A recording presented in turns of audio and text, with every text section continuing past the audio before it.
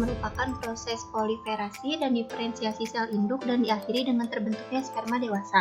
Spermatogonia berkembang menjadi spermatosit primer, kemudian perkembangan berlanjut menjadi spermatosit sekunder. Spermatosit sekunder mengalami pematangan dan terbentuklah spermatid.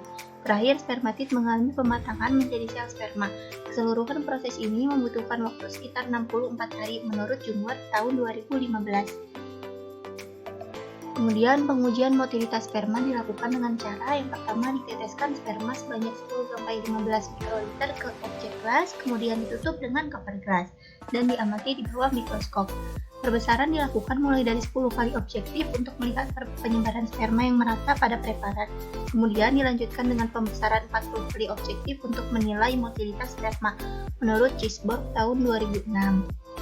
Motilitas sperma dapat dikelompokkan menjadi 3 menurut Nislek tahun 2010. Yang pertama PR atau progresif, yaitu sel sperma memiliki kecepatan pergerakan yang konstan dan arah gerakan yang lurus dan teratur dengan arah pergerakan luas. Kemudian NP atau non-progresif, yang artinya sperma memiliki gerakan yang tak beraturan dan arah yang tidak beraturan pula. Arah pergerakan sempit. Kemudian IM, imotil, yang artinya tidak bergerak. Terdapat kemungkinan sel sperma yang cacat flagel atau sel sperma ini mengalami kematian. Jadi jika diringkas ada 3, yaitu PR, NP, dan juga IM.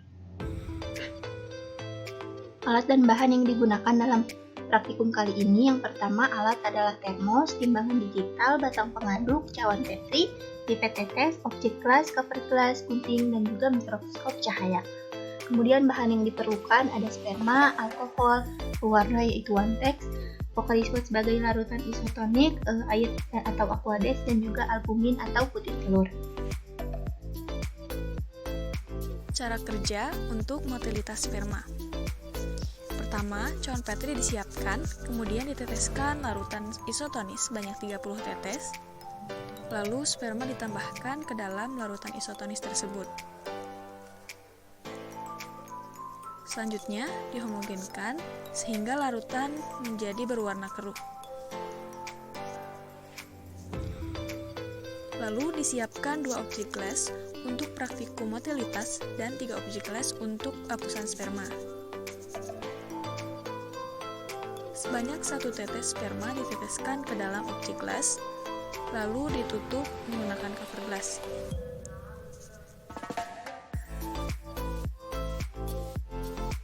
Kemudian diamati di bawah mikroskop.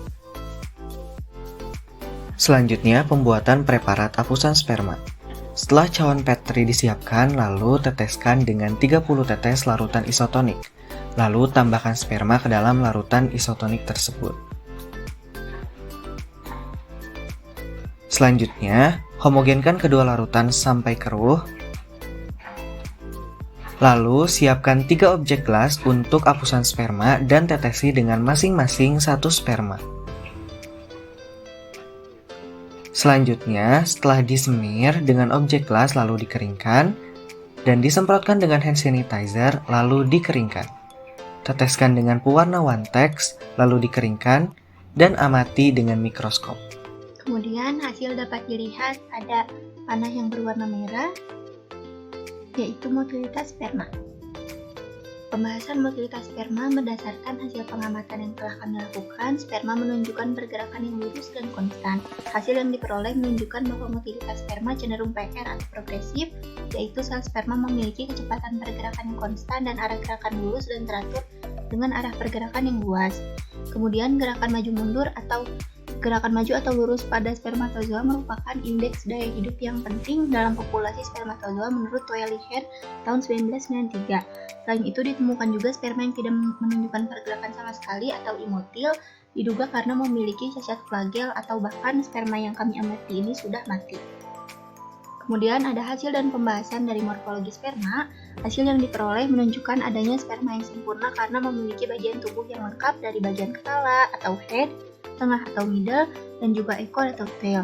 Menurut Susilawati tahun 2011, bentuk spermatozoa yang sempurna adalah sel yang memanjang, terdiri dari kepala tumpul yang di dalamnya terdapat nukleus atau inti, dan ekor yang mengandung aparatus untuk pergerakan sel. Pada kepala terdapat akrosom yang memiliki struktur dinding rangkap yang terletak di antara membran plasma bagian anterior nukleus. Leher menghubungkan antara kepala dan ekor yang dibagi lagi menjadi bagian tengah, pokok, akhir, yang bagian-bagian tersebut mempunyai struktur yang berbeda. Menurut Susilawati pula menyatakan bahwa sperma yang abnormal dapat ditandai jika memiliki ciri-ciri mempunyai 2 kepala atau 2 ekor, atau juga yang tanpa kepala atau ukuran dari kepala sperma tersebut lebih besar daripada ukuran sperma normal. Sperma yang abnormal ini biasanya berdampak infertilitas pada ovum, namun apabila terjadi fertilisasi, besar kemungkinan akan melahirkan individu yang cacat. Dapat dilihat dari dokumentasi kelompok kami dengan pembesaran 150 kali.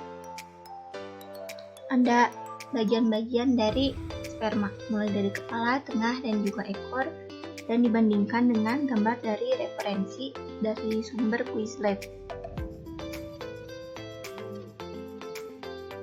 Kemudian ada kesimpulan dari praktikum kali ini. Berdasarkan praktikum yang telah kami lakukan, maka dapat diketahui bahwa sperma yang diamati memiliki motilitas yang cenderung progresif. Pergerakan sperma progresif ditandai dengan pergerakan konstan dengan arah teratur dan juga cenderung luas. Sedangkan pada sperma yang tidak bergerak sama sekali ketika diamati, maka diduga sperma memiliki cacat fragil atau bahkan mati, atau disebut juga imotil. Bentuk sperma yang diamati pun tidak menunjukkan ciri-ciri abnormal dan dapat dipastikan bahwa sperma yang diamati memiliki bentuk sempurna yang terdiri dari kepala, bagian tengah, dan juga ekor. Berikut ada referensi yang kelompok kami gunakan. Sekian dari kelompok kami. Wassalamualaikum warahmatullahi wabarakatuh.